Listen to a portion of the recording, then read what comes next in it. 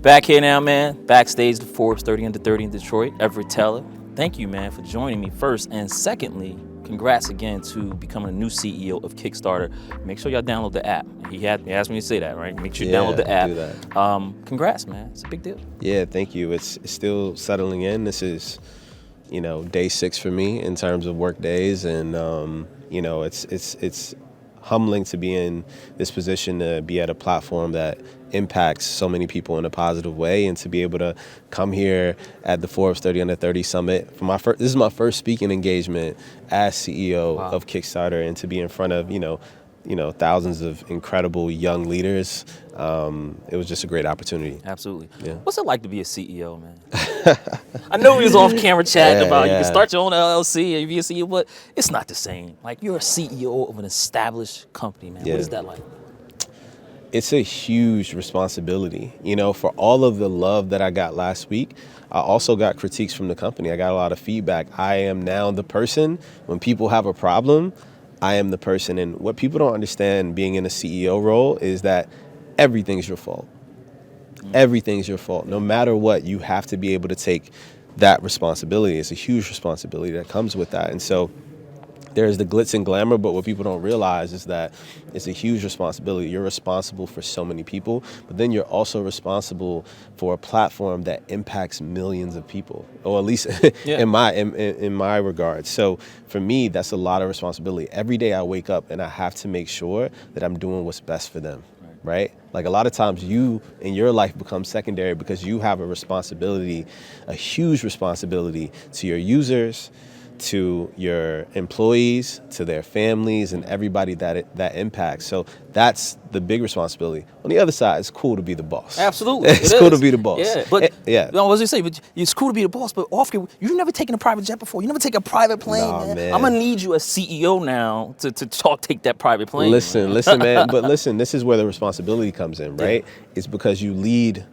by example, right? Me taking economy tickets or me not staying at fancy 5-star hotels says, look, I'm willing to walk the same way that you guys do, right? That I'm willing to, I don't see myself any different than you guys, and that's extremely important. You have to be a man of the people, not only for your users and your audience, but also internally as well. And so that's important. You make those sacrifices sometimes for the greater good, and to show that the company means more than your own individual wants, and that's really important. Yeah. But again, like, it's really cool to be the person that has, with all that responsibility, you have the ability to impact the business in a way that you just can't in other C-suite, roles. Absolutely.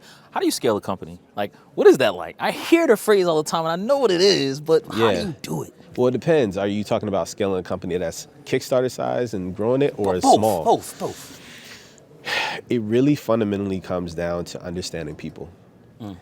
What people don't understand is that, I said this to some of our users that gave, critical feedback. I said, I've made a very successful career by literally just listening. Absolutely. You've seen so many companies, and they do things, you're like, are you listening to your users? Are you having any just casual conversations? Because if you're actually talking to your users and your customers, you wouldn't do that. Yeah.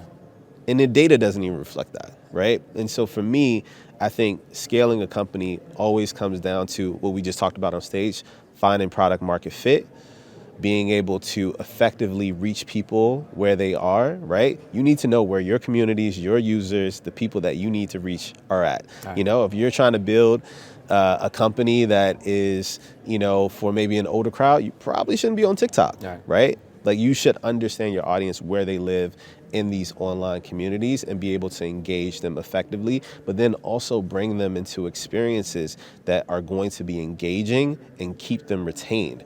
A lot of people, they reach some of those communities, but then they bring them into an experience. So that product and that marketing flywheel, it's a catch-22 for sure. Yeah. When you were out there and you were just coming up with the concept of starting your own company back when you were young, Everett Taylor, right? Yeah. A little young. What was that mindset like, man? Take me through that transition because there's a lot of people out there, they work and they dream of starting their own company. Yeah. They dream of being a CEO, but they just can't get there. How do you get there?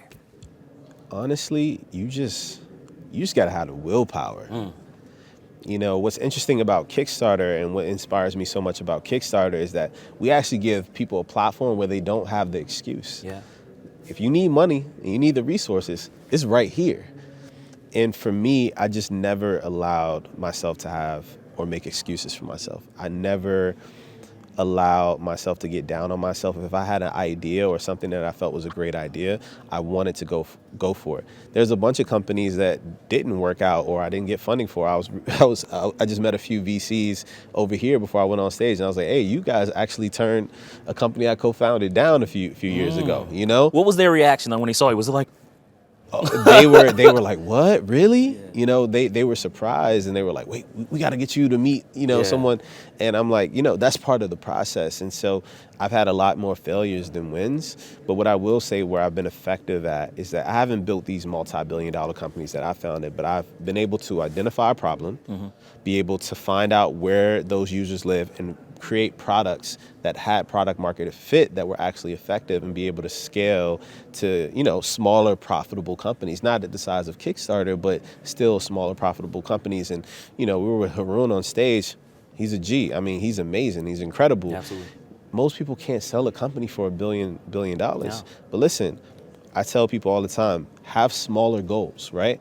If you can build a company and you can pay your rent, say you still got your other job, and you can pay your rent off of your company, or you even your car bill or whatever, and then or you student loans. Or student loans. It might be the car bill, then it's paying your rent, and then it's wait, I'm paying all of my expenses just from this company, right? And then boom, now you're making maybe $250, $300K a year. If you look at the world, the average income in most places is like $30K. If you're making $250, $300K good life. Running a company, that's incredible thing.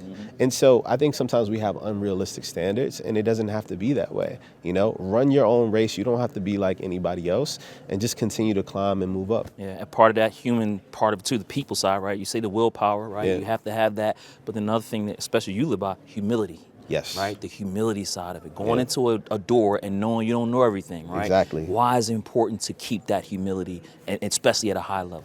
Because people can tell when you're not real. Yeah. They can feel it.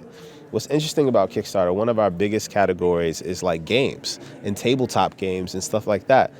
I've never played like Dungeons and Dragons and all of those things like that. Super cool, but I've never personally done that. I'm playing my first tabletop game, like RPG game, this week with my engineering team. Wow. And I'm excited. I'm gonna be doing that for 3 hours in the zone and learning, because I wanna be authentic to whatever I'm doing. I come in and I said to that audience, I said, listen, I'm gonna keep it real with y'all. I don't know this, I don't know this space, but I'm gonna learn, and I'm gonna learn better, and just give me some time. I'm a quick learner. 5 years ago, I bought my first art piece. I didn't know anything about art, and now look at me, right? And so if you're gonna really invest in that, but also be real with yourself that you may or may not know something, your audience is gonna respect that a lot more and see the effort that you put into actually getting to know that space. What's Everett Taylor's superpower? I think empathy, man. I think empathy on both sides. The ability to empathize with customers, users, people generally. Like being able to understand their pain points, the things that they need to be successful, the things that they want, right? The things that bother them, the things that make them feel insecure. Those are all things that you need to know when building a company. And on the flip side, leadership is all about empathy. We talked about that private jet thing, right? Yeah. What is it gonna look like to my team if I'm out there flying a private jet? That's empathy, man. That's being able to put yourself in someone else's shoes and think about how they feel before you act or speak. And so to me, the ability to empathize with anybody from any walk of life, to me, is my true superpower. In 2022, coming to a close almost, man. You CEO of Kickstarter now. What's the soundtrack? What's the song that's motivating you heading into 2023?